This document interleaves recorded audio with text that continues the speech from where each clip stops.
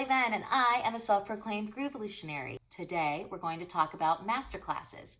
But before I get into it, I'm going to ask you to hit the subscribe button and the notification bell so that you can take a ride on the Groovalution.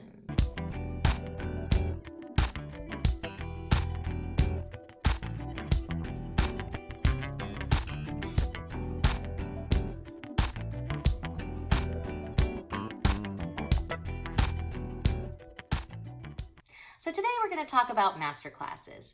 As you know, I am really into practices that help to enrich the creative landscape.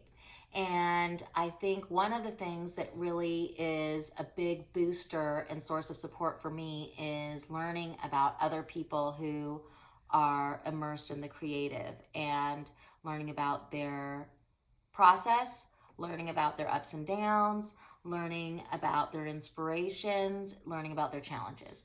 So one of those places that I have found a lot of inspiration is masterclasses. And I'm not endorsed by them and I'm not getting anything for free as per usual, but I'm not afraid to share a tip because it's so enriching and it's so wonderful to watch these masters and learn from them and actually take a moment to think about Martin Scorsese and how he puts together these scenes, the low budget films he's been involved in, the high budget films, the different kinds of creative teams he's built, and what it means to be a part of the creative team, what it means to be on a big creative team and what it means to be on a small creative team, and what's the same and what's different.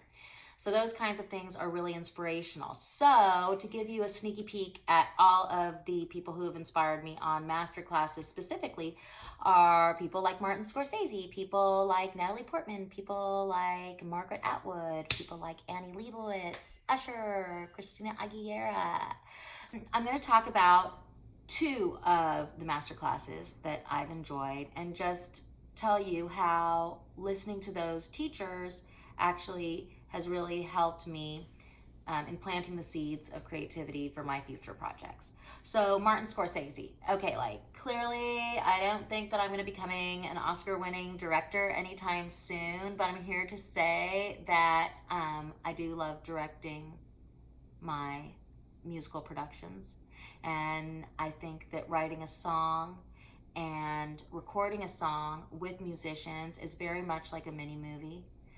People need to know what their purpose is, what their mission is, what we want the listener to come out of it with. They want to know the meaning behind the lyric, what inspired me, what sort of subtext exists in the material, because their performances will hopefully reflect and support that. One of the most interesting things I learned from the Martin Scorsese bit, there was actually two things. One was just people in their environment. And he talked very much, he did a lot of New York period pieces, and where you like really know by a person's like body language and how they are, what they're bringing to the table.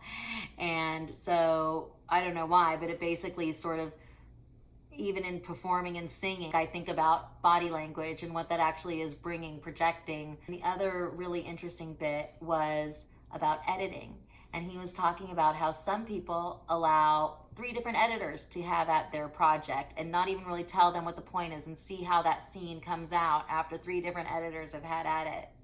And I'm like, that's an amazing thing, because it really is true that it's as much about the performance as it is about the way that the performance is organized and then delivered. So thinking about being open to that kind of a thing is one thing that's interesting to me. And another thing that's interesting is also about forecasting how we want something to end, how we want something to begin, how it's going to be connected, and to think about that process as part of the creative process as well. Another masterclass I enjoyed was that of Margaret Atwood. Her class was called Creative Writing, and it was really great. She shared so many tips and techniques. One thing that I thought was super interesting is she talked about mapping her stories, where she actually takes a map of the area and, writes down where people live and, what's around there. And I thought that is such a great technique, and it actually does apply to songwriting. It's sort of the idea of, then, this, maybe my heroine in my song, typically me or a variation of me at some point in my life, but it allows me to think about time and space and place and what was going on right next door to me, and and what were other people in the area, what was the experience of the neighborhood, so to speak. Where was I going? Was I walking by the beach? Was I walking in a cityscape? All those kinds of things also help to enrich the story in a song. So they're little nuggets, but it's the nuggets that really hold the gold. The reason why I've brought masterclasses to you and to the Groovalution is because these people are Groovalutionaries.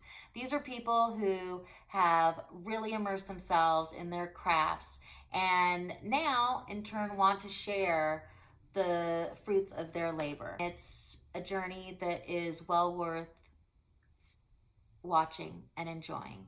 So check out masterclasses. They should give me a yearly subscription.